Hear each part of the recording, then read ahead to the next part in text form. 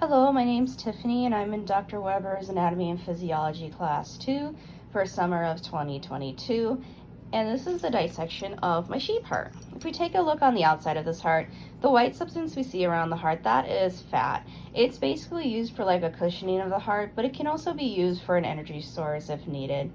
We can also see the great cardiac vein, which helps bring blood to the heart, and the left cardiac vein, the left cardiac artery would be right over here underneath what we call an apex. And an apex is just a muscle that is part of the atriums inside the heart. It's kind of just like a flap of, like an ear-shaped flap of skin there.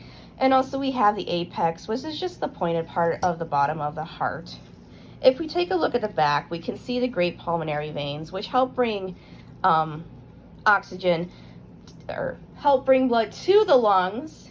They are then oxygenated, and then they are sent back through the left side of the heart, and then out the aorta, which is located right up here. I apologize, I moved my phone for a second.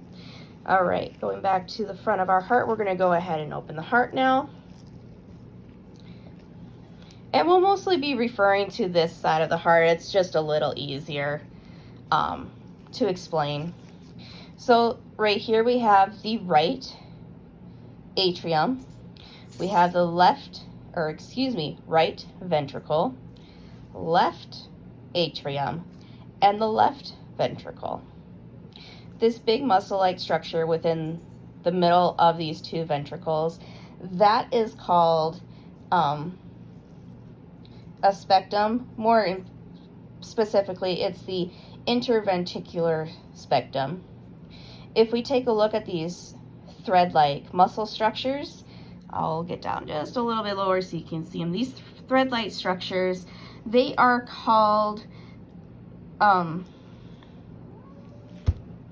the coordinae tendineae. So when someone says they're pulling on their heartstring, that's actually what they're referring to. What this does is it anchors itself to the valves, which right here would be the mitral valve, and it helps them open it or keep them closed at the right places in time.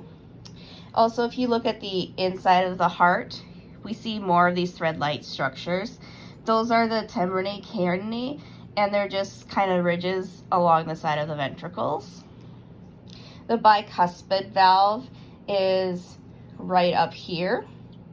Then we also have the tricuspid valve, which is in the right atrium. And basically it helps so that blood does not go back into the atrium once it leaves it.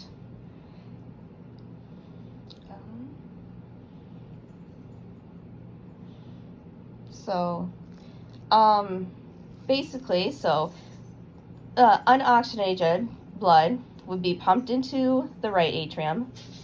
From the right atrium, it goes through that tricuspid valve into the right atrium. It is then pumped to the lungs.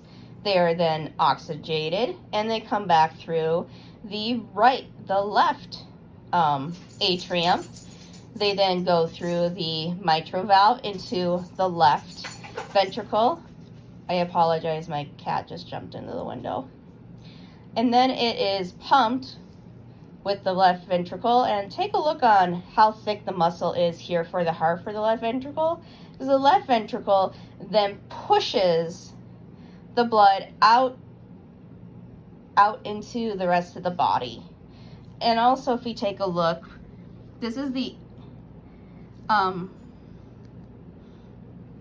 mitochondria, or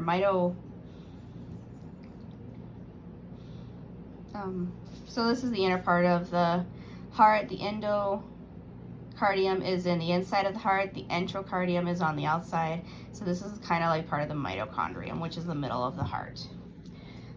I believe that covers it for today. So thank you for watching this, and have a good day.